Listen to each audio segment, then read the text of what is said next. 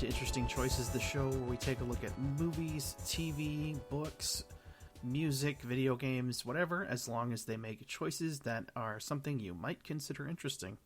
I'm one of your hosts, Sky. Kate's still handling family business, so she isn't here right now, but instead we have my good friend Jay. Hello, listeners. And hello, Sky. Hey, Jay. So this week, we took a little dip back into the 1990s to check out Death Machine. It wasn't bad. Compared to some previous episodes of stuff you guys have had to watch, this is a pretty high tier, I think. I honestly had a lot of fun watching it. I put it on the list specifically because I remembered just a small clip of the elevator scene and the VHS cover with the claw and the description, and I was pleasantly surprised. Yeah, it dragged on for the first 45 minutes to me. There was just, holy crap, lots of sexism. My goodness. Yeah, a lot of late 80s, early 90s corporate sexism. So the movie doesn't do a good job of establishing it right away, but it pretty much just says a near future in the beginning, which is the far off year of 17 years ago, which is never not funny to me. I like that it said near future and they were just old ass cars. Yeah, the first thing you see is a 57 Chevy pickup that's been beat to hell. As soon as I saw that, I was like, this is going to be a great movie. A tracking shot goes through a diner. Everything's been wrecked up. Patrons have been killed. I was really worried when the sounds coming from the bathroom as, these high-tech soldier dudes come in, that we were going to see something unpleasant, but it was just a man in power armor punching a wall while a lady is crouched next to him and is scared. So that was kind of a relief. I'm glad you said that because I thought the same thing and I was really disturbed ahead of time. I was like, I hope this isn't going where I think it was going. And yeah. I was pleasantly surprised. Yeah, there seems to be a lot of that feeling. I hope this isn't going where I think it's going. Mostly in terms of the robot, because every time I saw one small bit or piece of it, it's oh god, it's going to look dorky, isn't it? It's going to look so dorky. And then you get a full picture of it, and it's not dorky. It's not the best thing ever, but it does look decent. Are you talking about the killer robot? Yeah, the war beast, the death machine itself. Yeah, it was, I was pleasantly surprised by that as well. Because you didn't really see it throughout the entire movie. It was you see some teeth here, so I was like, is it a spider? Is it a dog? What the hell is this thing? And it turns out it's a bit of both. Yeah, it's kind of like if someone built an animatronic bear and then peeled all the skin off. That's kind of what it's like, listeners. They do a really good job of not showing it to you in full until where you're really just knee deep in it. And I like a lot of the little touches too. When you get the first person view from its computer scope, it's got video game sound effects and pop-ups and stuff. And at first it was that's the stupidest thing ever. But then you meet Brad Dourif's character, the guy who made it. And it's of course, that's exactly the kind of jackass that would do that. Yeah, it actually reminded me a bit of Signs, how you didn't really see the alien until the very, very end. Mm-hmm. So I thought that was a nice touch. And yeah, Brad Dourif's character, goodness. He is one of those characters that you just love to hate. He was just so creepy all the time that I was viscerally disturbed and I hated the character, but I was also impressed with the acting. Yeah, he is one of those actors that just gives 110% in every role, and he's been in everything. Listeners might know him as the voice of Chucky. He's also been in a ton of Star Trek episodes. Gosh, it's almost impossible to name everything he's been in, but to give you an idea of the kind of person that he is, he has, ripped jeans, a trench coat, he wears scalpels that have been turned into rings over his first two fingers on each hand, and he carries no less than 6 or 7 handguns on him at any time. And he also has this long dark hair, really pale skin, they were going for Marilyn Manson kind of look. Yeah, he is a disturbed teenager who thinks he's the coolest guy ever because he can hack, but also he's banana nut butters. Yeah, speaking of, I got something to say about the hacking when we get a little bit further in. No, go for it. I was just saying, might be spoilers, but when he needs her to restore access, I'm like, if he is such a great, smart, genius hacker, why does he need permission to hack? I don't know. Yeah, I don't know. That is kind of a big thing. We'll get to it. Yeah, I think it's a credit to the movie that it didn't occur to me until you said it just now, because I was caught up in everything else. And then we met the scientist, and then we met the mercenary band that I thought was led by Kratos, God of War. Yeah, Yutani, played by Martin McDougall, who I cannot find any information on. My notes literally say Kratos smoking an octopus bong. Before they show up, though, we just get like a brief establishing scene that shows that the company that is the centerpiece of this film, Shank Armaments, is shady AF. They're being protested by a ton of people. They've just installed a new chief executive officer, and she wants to clean up the place, and there's, corporate shenanigans going on all over the place. That's, in fact, where the robot guy was from. He's one of their secret projects. We don't really find that out till later. I mean, spoilers. If you want to check it out, it's on Prime. Go do it. Come back and listen. But, I feel like listening to this is almost as good as watching the movie. That's a fair point. You don't have to deal with all the sexism secondhand. One scene I wanted to point out from that sequence you talked about, which I actually completely forgot about when she meets the board, when she's walking in the hall and she's saying, "Hey, what, you need to help me fix this," and he's like, "I just want to stay alive." And I thought that was kind of foretelling of an ominous situation going on, even more so than the protesters. Yeah, through that and some other things, it really kind of does some good diegetic storytelling where there is a corporate hierarchy, but through, his hacking and machinations and giant killer robot, Brad Dourif's character kind of runs the company. He just doesn't do it hands-on until someone starts messing with his stuff. Like, you find out that the previous chief executive officer was killed in an apparent animal attack on the 60th floor of the building. Given the direction of the movie, I doubt the validity of that story. Well, we both know what it actually is. We've mentioned the killer robot several times. I think everyone knows. The movie's called Death Machine. I don't remember it explicitly stating that that's who the robot was who killed him, though. I could be wrong. What's his face? Scott Ridley. Which, we'll get right back to that name. But he pretty much spells it out like Eli Peugeot's character, Hayden Cale, the new CEO who wants to clean up shop, is all gung-ho about digging into what Brad Dourif's character, Jack Dante, is doing to get him to, maybe tone down all of the illegal experimenting and stuff. And Ridley is just like, the guy who was here before you was doing that same thing, and that's what happened to him.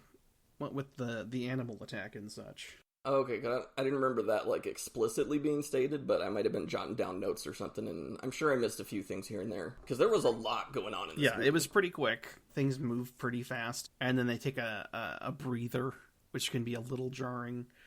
But yeah, every character in the movie, pretty much, there are a couple that aren't, like Hayden Cale, but every other character is either named after a famous director or is named after the company from Alien. Yeah, my wife actually pointed out she has never seen Alien yet, but she has seen scenes of it, and she was like, the CEO actress kind of looks like the lady from Alien. I was like, that's, I think, exactly the vibe they were going for, especially towards the end when she started getting more directly involved. There's a lot of winks to the camera. When they're deep into it, they're being hunted by the Death Machine, and they strap Sam Raimi, named after the director, into the Terminator armor. He says, wait, I got one more thing to say. I'll be back. Oh, yeah, I forgot about that. Yeah, and then Yutani, when they're about to unload their guns at the Death Machine, he just wait. Shoryuken! For no reason. Okay, so I did hear that right then. He did say that. I was like, he didn't just say that. He must have said something else. He totally said that, yeah. Amazing. Hayden Cale has some encounters with Jack Dante who is named for director Joe Dante, and he is turning the creepy up to 11, and so she fires him. And before that, he sets his sights on Scott Ridley. He's played by Richard Brake, the Night King. Was this before or after the guy shows up in her office? I feel like it was after. Yeah, she comes down to see him in his lab, and then he shows up at her office while she's doing some research on him. And that lab was super weird. There was just porn everywhere. Yeah, he has TVs. There was like a cartoon where a scientist guy was killing a dog on loop. Yeah, and she turned it off because he wasn't paying attention, and he just, like, got angry and stormed over there and turned it back on and, like, glared at her. He's not a stable person, as we will see when he goes to the office, if it hasn't been clear. He's a shitty incel teenager Yes. who got a corporate job. Pretty much. See, I didn't remember him being a teenager. I thought he was, like, in his 20s, but I must... No, he's grown up, but he acts like one of those kind of teenagers. Okay. But yeah, the first person to die on screen from the War Beast is the Night King, and that's honestly kind of a fun sequence. It really brought me back into the movie for a bit. When he's chasing him and getting chased in the hallway with, like, the thermal predator vision. Yeah, and there's video game sound effects, and the camera's doing, like, it's bobbing up and down really quick, but in kind of a cute way, almost like the War Beast is going... Yeah, that's how I took it. It was a little bit shaky and a little... I think that was the point. It was a little bit dizzy for me, but it definitely was reminiscent. It kind of reminded me of, like, an old Doom game, like on a 90s computer with that shaky screen, narrow hallway, field of vision stuff. I wouldn't put it past Jack Dante to have done that intentionally, because, like, there doesn't appear to be an outside screen to view that. It's just what the War Beast sees for itself. I could totally see him designing it that way specifically because he's that kind of jackass. Oh, and we skipped over something I mentioned in my notes, is that before the night guy gets killed, the scientist was going to shoot him, but then the guy says, she stole the card from me. I didn't give it to her. And he's like, oh, all right, cool, that's fine, we're cool. And then straight up hits him and is like, don't ever call my girlfriend a thief. Yeah, he's just immediately weirdly possessive of her because they've just had, like, the barest of interactions. But he doesn't have a gun. He's got the controller for the War Beast, and it's on a dead man trigger, so he has to keep holding the button once it's active, otherwise it'll go into kill mode when he lets go, which is what happens. Oh, okay. For some reason I thought it was a gun. I mean, there's several guns. He's got like 6 of them on him at any one time. He pulls one on Kale, and then she points it at him to get him to leave her office. Yeah, and she, like, puts it on his forehead, and he's like, God, that turns me on. Yeah. It was super gross, and I would have shot his ass, not gonna lie. I kind of thought she was going to, and then it turns out the gun's plastic, but she just didn't shoot him. He gets disarmed later of a bunch of other guns, and those turn out to be real, so... And then he said, we gotta do something about the bitch. And I guarantee he wouldn't have said that if it was a male CEO. Oh yeah, definitely. So he would be really obsessive, and then he would just, like, say all these horrible things about her. Yeah. It's just a weird dichotomy, just really adequately showing how unstable and creepy this dude is. And he's pulling it off. Like, he made my skin crawl, and I had to remind myself, he's acting. That's an actor. I enjoy his work for the most part. Oh yeah, 100%. He knocked it out of the park with this movie and this performance. It was... I can always tell if an actor is really good if I really hate the character. Like, I just can't get enough Brad Dourif, even in this role. Like, I hated him, but it was still a joy to see him work so well. But we kind of skipped over the Eco Warriors. We briefly touched on them. Oh, Kratos' band. Yeah. You got Wayland Yutani and Sam Raimi. I thought Raimi was one of the guys from CSI Crime Scene Investigation. It turns out it was a different guy. The guy who plays Raimi is actually in The Mechanic. He also played the ship captain on in Lost in Paradise and Fifth Element. But more than that, Wayland, the bespectacled, disgruntled employee who's helping them break in, was Tony from Die Hard, the terrorist in the sweatpants and sweatshirt who John McClane steals his machine gun. Yeah, every time I saw him, I thought Kratos. It's I know this came out before those games, but still. No, I get it. Yeah, it was funny because in the makeup credits, there's someone credited for tattoo designs. And I think they meant his face dearly, even though it really, really just looked like face paint and not a tattoo. Yeah, I don't remember any tattoos or anything other than his Kratos tattoo. Yeah. But I mean, they did a good job with all that going on, running around, sweating, getting attacked. I mean, it stayed on. I mean, that's the other thing why I'm pretty sure it was supposed to be a tattoo. Right after Brad Dourif gets fired, they break in and they try to snag the access cards and the D-lock codes, which is like a weird commitment on their part. Instead of, their login codes, it's their D-lock codes. Was this when they were talking about the plan like Ocean's 11 style, and then there's the 22 vaults surrounding blah blah blah? Well, it's anytime they're trying to use a keypad to unlock something, they put in the D-lock code. They mention it when they're going over the plan.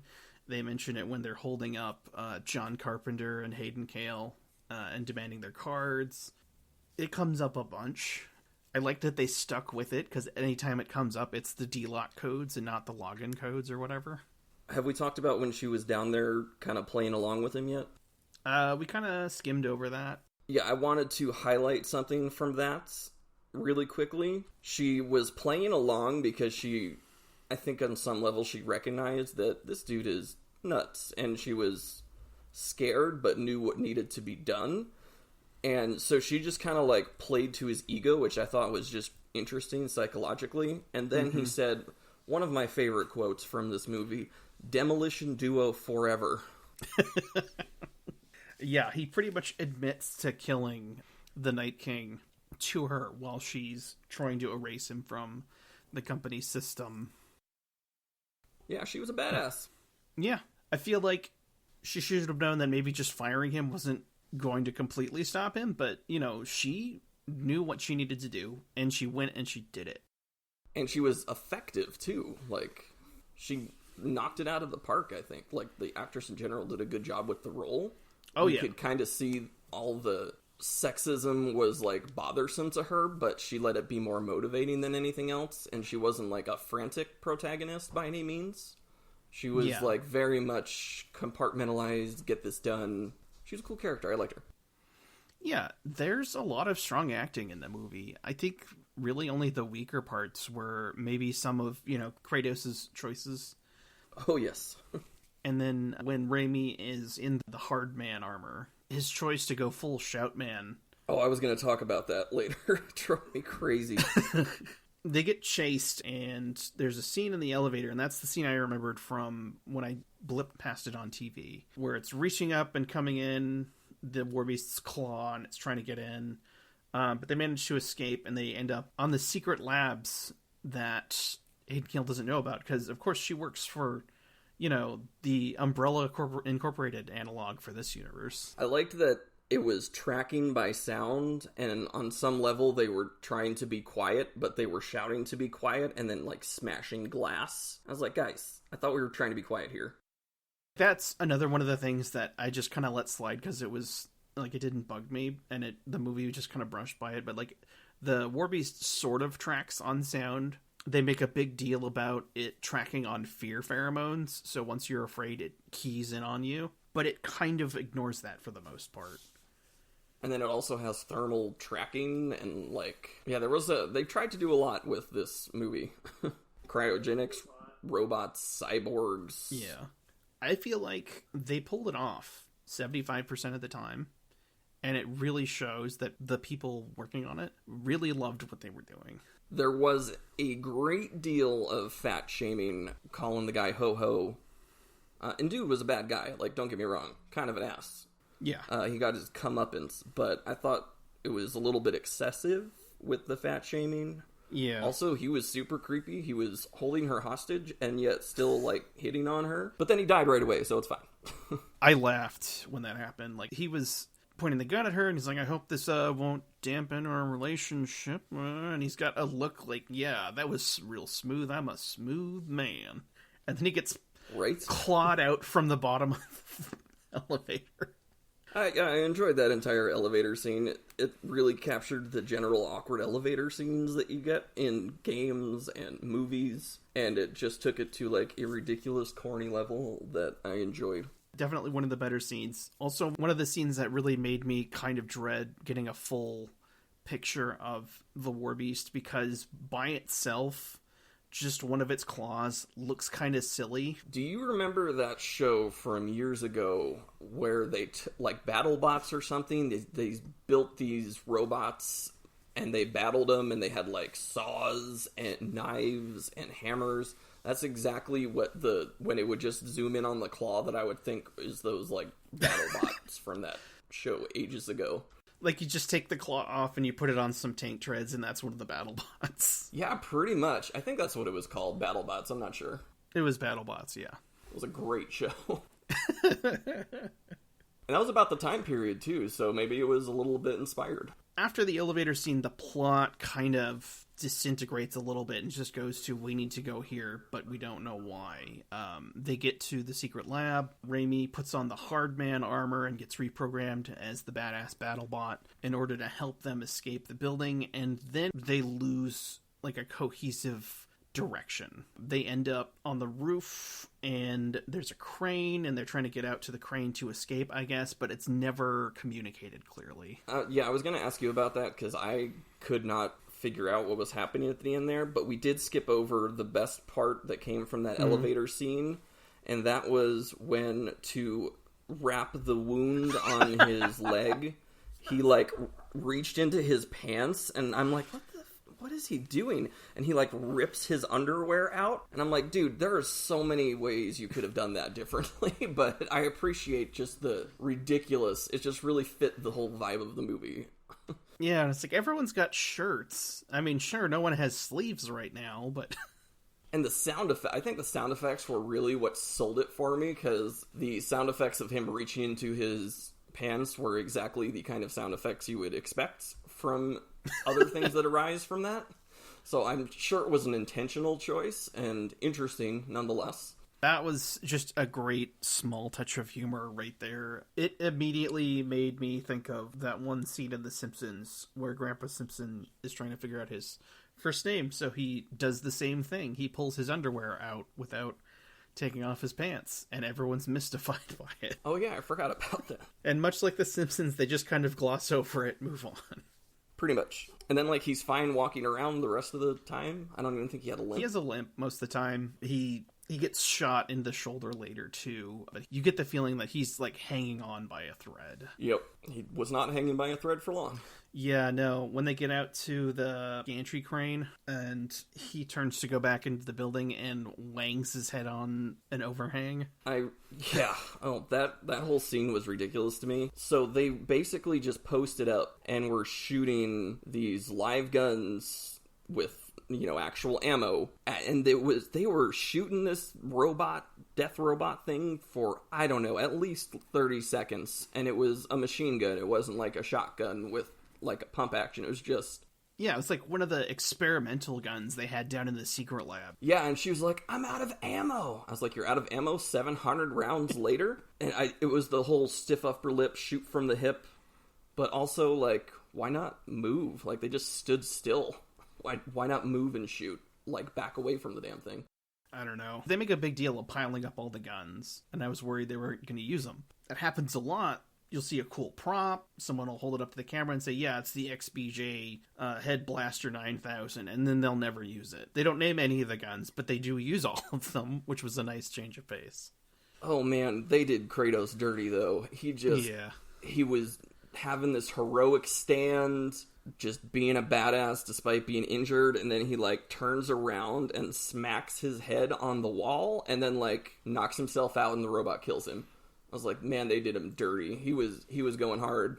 It kind of makes sense, because, like, he's been losing blood this entire time. The flow from his legs kind of been staunched by his makeshift Band-Aid, but he's still got that hole in his shoulder, and he's been moving around and shooting guns, so it makes sense that he would be, like, a little loopy, might not have had full awareness of his surroundings. I'm not super mad about it. That's true. I didn't think about it like that till you said it. Like, it makes you care about him, so it's like a tragic end. It was. He went out like a badass, except for the very, like, last second. But he was still, like... when the monster tickles him to death. Yeah, pretty much. And he just, like, closed his eyes slowly while he's being just disemboweled.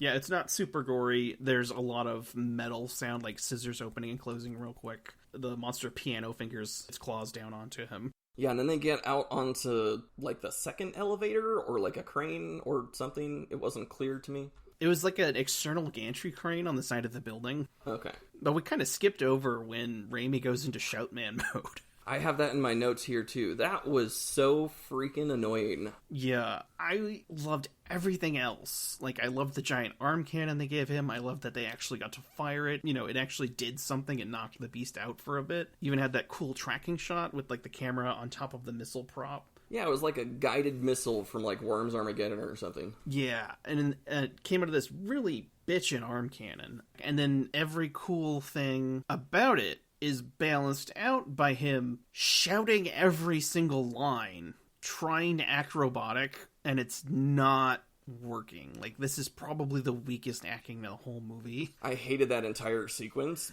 specifically because of that. It was so frustrating. Yeah, it felt so long. It couldn't have been longer than 5 or 6 minutes, because as soon as the crane drops to the bottom, she puts his personality disc back in, and he's able to modulate his voice again. Thank God. Oh, so she puts in his chip and a cop pulls up. Oh God, right. They called the cops earlier. And of course the cops don't believe him because he's like, you know, we found a bunch of corpses in this building's basement and also there's this giant robot trying to kill us. Which, to be fair, I would also not believe. Yeah, but they actually sent a dude. Yeah, they sent the same guy that answered the call. It's kind of darkly comedic how accurate he's acting when compared to cops today. Oh, yeah. At the time, that would have been, like, dystopian and over-authoritarian. It was like, yeah, that's accurate. She turns around, and she's an unarmed suspect, and she's, like, walking away, and he shoots her in the back of the leg. Yeah. And then he starts shouting her Miranda rights. You have the right to remain silent, which they only say after they put you in handcuffs, not after they shoot you when you're retreating. And then it culminated in possibly the greatest death in the movie. Yeah, the War Beast, who we thought they had finally lost again for the third time, jumps from the top of the building and lands squarely on the cop and the car. And right before it lands, he shouts, "Holy donuts." Oh my God, I forgot. That was the last part of my notes, was "Holy donuts." I completely forgot that. I remember now because I wanted to screen cap that, but I was laughing too hard and I didn't want to rewind it. That was like the best part of the movie. I don't know how you could forget that part. I don't know. There's a lot of little great parts. If you took out those, yeah, the movie would kind of average out to be subpar, but when you add those in, it's not half bad. No, it wasn't. But yeah, they do the final chase, or they're trying to get to the vaults because Executive Lady wants to, you know, help them blow up all the company cash because she's had it with corporate life. They were trying to blow up Vault 10, correct? No, they're trying to blow up the core vault where they store all of the central computing equipment and the digital bonds that they were going to blow up in the first place. Oh, right.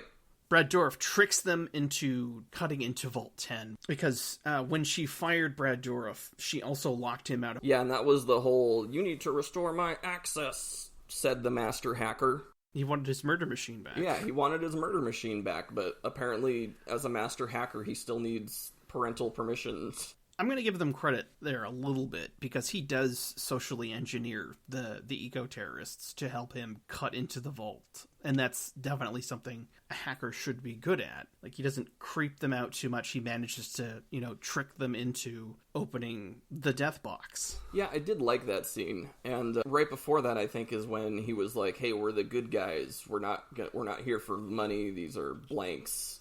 And I just kind of thought, like, the Joker in Dark Knight, where he's like, it's not about the money, it's about sending a message, and then, like, burns this giant wad of cash. Like, that's exactly what it reminded me of. I think that part came after the War Beast gets out. It's when they were setting up the thermal charge to take out the sprinklers to put part of the building on fire lockdown so they could trap it for a little bit. Oh, you're right. Like we said at the beginning, there's a lot going on. It was an hour and 50 minutes, but there was so much crammed in and so much happening in any given scene that was related and also not related. There was a lot to track. And then, like, they're opening the big vault with the nuke-proof door, and there's the smiley face that takes up the whole screen and says welcome twice. I like that because it was kind of a shout back. At least what I took it as is when Kratos' mercenaries had her hostage and was like, give us your access code, give us your password, and she just, like, drew a smiley face and handed him the thing. It was also just, like, one of the quirky little odd things that elevates this movie. 100%. It kind of ends pretty abruptly. They get in, the War Beast gets in, Brad Dourif comes in to give his "we could have been something, you could have been my girlfriend" speech, but they managed to trap him in there, and, like, the final scene is just the door slams shut, cut to credits. So you did think it ended abruptly also. That is good, because I was like, did I miss something? Do I need to go back? This seems very sudden.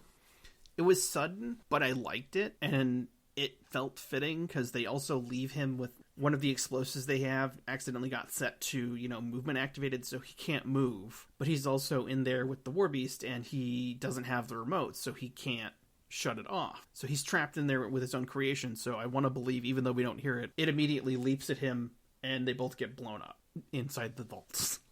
I would have liked a little bit of a payoff for that, but I do also appreciate that it's like, a little bit left to the imagination, because when stuff is super spelled out, I don't really appreciate it sometimes, but a little bit more would have been nice, like if they were walking out of the building and there was an explosion or something. But you get a little snippet right before the door completely seals. You see Brad Dourif from the Beast's point of view, cuts to his face in the dark lighting of the vault, and he goes, oh no, and then you hear that scissor noise that its claws make, and then the door slams shut. Killed by his own BattleBot. Probably. Maybe. We don't know. Possibly. We're not sure. I want to believe. But yeah, that's Death Machine. And like I said, I was really pleasantly surprised by it. I wasn't sure what to expect, because I've listened to a lot of these episodes. I think I'm like 24 episodes into this podcast. And I'm like, a lot of it sounds really good, but for every one or two things that are really good, there's a whole lot of like, what is happening? Why was this ever made? And I appreciate that the episode I get to guest on was, like, I would say S tier compared to some of the other movies that you guys have talked about on the podcast. The bottom of the barrel is something we have definitively found with Warrior and the Sorceress. That is the bare minimum of quality we're willing to accept. I don't know that I would do another one like that at all. That is exactly the one I was thinking of when I was saying a lot of crap. Yeah. And it had so much potential. This is so many orders of magnitude better than that.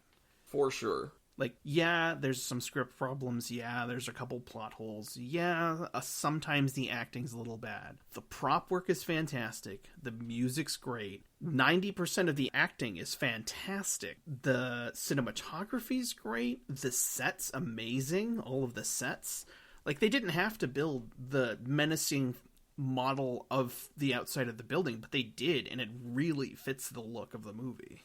And I liked the whole labyrinth catacombs thing, like Resident Evil style, above? It wasn't really clear. Inside of, I think it was up. Yeah. But I really liked that. It felt sinister and scary, but because it added those, like, little humorous things, the guy ripping off his own underwear to wrap his wound, it was not too much to watch. They did a really good job of making, like, a believable evil corporation. They did a good job of personifying that in all of the inside of the building, the executives that worked there, and they did a good job of balancing out all of the tension in the movie with little breaths of fresh air like that. Yeah, especially when it first started, I wasn't sure where it was going, and then there was the potential, what we were both worried about happening at the beginning, and then they launched into all this, like, sexist crap I was at that point almost checked out, but then it brought me back in. Yeah. We skipped over it a little bit. It's like Kratos' other fun moment is they figure out Brad Dourif is tracking them because all of the executives have personal tracking devices. So he whips out a knife so she can cut it out and does a little flourish with it. Yeah, that was gross. It was the most graphic part, I think, in the whole movie, but it wasn't really that bad. I just don't like stuff like that. Yeah, they stabbed a fake arm, some blood came out. Like, it really shows her character's toughness, because she just does it. She doesn't go like, oh no, this is gonna hurt. She's just like, alright, gotta do this. Yeah, and she does it herself. She doesn't have somebody else do it, because, like, that's a trope, right? In a lot of those movies where, I have a tracker, well, someone digs it out for you, but she's like, no, I'm gonna do this myself, it's fine. Yeah. Yeah, she was a badass. I liked her character. Some of the strongest acting right there. I'd put her at or near Brad Dourif's performance. She's diametrically opposed to his character. They're both equal in acting strength, but she's the complete opposite of his character. Yeah, it's a classic protagonist-antagonist done well. One thing I did forget to mention, Stephen Norrington actually went on to direct Blade because of this movie. Oh, really? Yeah. That's actually awesome. So there was some good that came out of this movie. Yeah. Because Blade, fantastic film. I want to mention it before I forget, because I was going to mention it at the beginning, but I forgot. This is actually Rachel Weisz's first movie. She's only in it for like 2 minutes. She's the junior goth executive that tells Hayden Cale to watch her back. Oh, with the eyebrow ring. The eyebrow ring. The very 90s charmed eyebrow ring. Yeah, I was like, wow, this place is pretty lenient with their dress code. Yeah, especially for a corporate headquarters back then in the 90s, especially with a woman. Granted, being a woman in the workforce is still pretty terrible, but back then it was even worse. I guess it was supposed to be the future, the then future of 10 years in the future, but still. All right, that was 17 years ago or something? Yeah. That was Rachel Weisz, huh? Yeah, from The Mummy. Wow. And also the new Black Widow movie. And Dark Knight.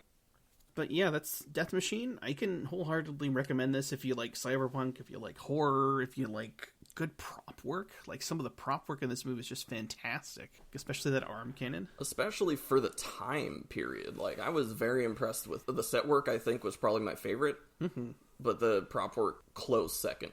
Like, a lot of attention to detail went into this. I can recommend it. It's probably one of the better ones that we've viewed on the show.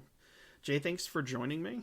It was fun having you here, and it was great getting to talk about this movie with you. Yeah, no problem. Thanks for having me on for this episode and not, say, the Warrior and the Sorceress. Yeah, you don't have to worry about that. We will never cover that again, so... Awesome. All right, well, thank you for having me, and I look forward to the next episode. As always, if you'd like to drop a suggestion for the show, you can do so on our Twitter at InterestingChoi6, INTRESTINGCHOI6. You can find me on Twitter at Shard_Corso. That's SHARD_CORSO. If you want to support the show, you can do so by going to patreon.com/interestingchoices. If you donate at the $5 level, you can vote on what we do next. And you can find the show and all of our back episodes on Spreaker.com/shows/interestingchoices or your podcatcher of choice. Thanks for listening, and we'll see you next week. Bye. Bye.